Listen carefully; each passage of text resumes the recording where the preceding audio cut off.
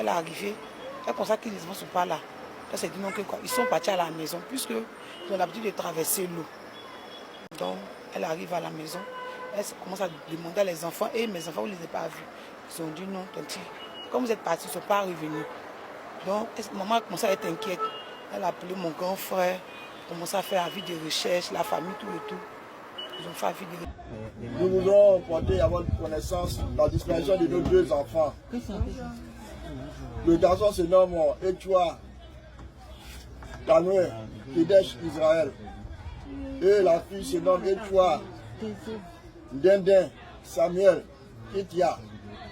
Les deux sont sortis le samedi 29 avec leur maman pour venir au marché. Ils ont traversé, ils ont pris la pinasse à Amangwa quoi, à côté aéroport, pour venir à Koumassi Kapima.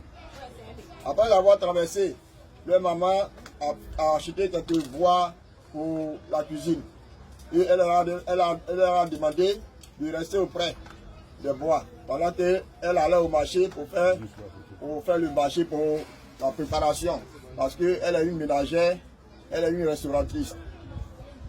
À son retour du marché, elle ne les a pas retrouvés au bord de l'eau. Elle a traversé pour aller à la maison, croyant qu'elle allait les retrouver, mais sans suite. Elle est revenue encore sur ses pas, jusqu'à aujourd'hui, nous ne l'avons pas encore retrouvée. Nous vous prions de bien pouvoir partager ces vidéos, afin que nous puissions tomber sur les enfants. Nous vous en supplions, chers parents, aidez-nous. Les enfants sont en classe de 5e et de 6e. Au lycée moderne de Port-Brouille, la fille et le garçon au collège moderne Port-Brouille-Report. Hélas et malheureusement, ces enfants ne répondront plus jamais à leur nom, car ils ont été retrouvés déjà tout récemment à Koumassi Campement, avec leurs mouvements qui les rendaient en filles et garçons enlevés. C'est le plus grand chagrin d'une mère, voir ses 9 mois aller avant elle, qu'ils reposent en paix, et que les coupables soient pris. Le lundi, environ de 16 h, on les appelle pour dire qu'ils ont retrouvé dans le même Koumassi Campement là, mais un endroit où ça n'a rien à voir avec la gare. Ils vont voir le police bandique attirer, le faire sortir. Ils ont regardé, plus qu'ils ont versé un produit sur le corps. C'est comme si l'enfant a une clé. Donc la maman regarde, elle dit non, c'est pas mon enfant. Donc ils sont partis à la maison.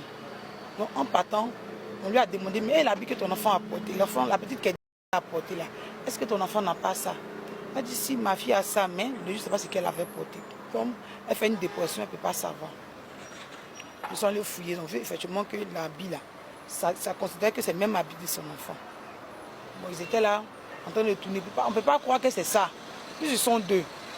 Donc vers les 18 h maintenant, on rappelle encore la famille pour dire non, que, on a retrouvé 2 heures.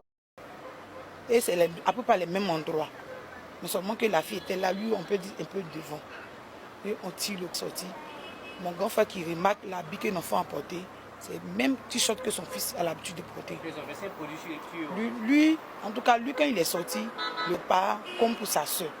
Lui, pour lui, était un peu bien. Tu trouves peut-être, on ne sait pas si c'est lui, d'abord ils ont tué le premier, avant la fille, ouais, on ne sait pas. Mais elle, c'est comme si il y avait un trou ici et là. La fille a 12 ans, elle aura 13 ans. Le garçon a 14 ans, le gars c'est 15 ans. Il est dans quelle classe? La fille est en 6e, le garçon est en 5e.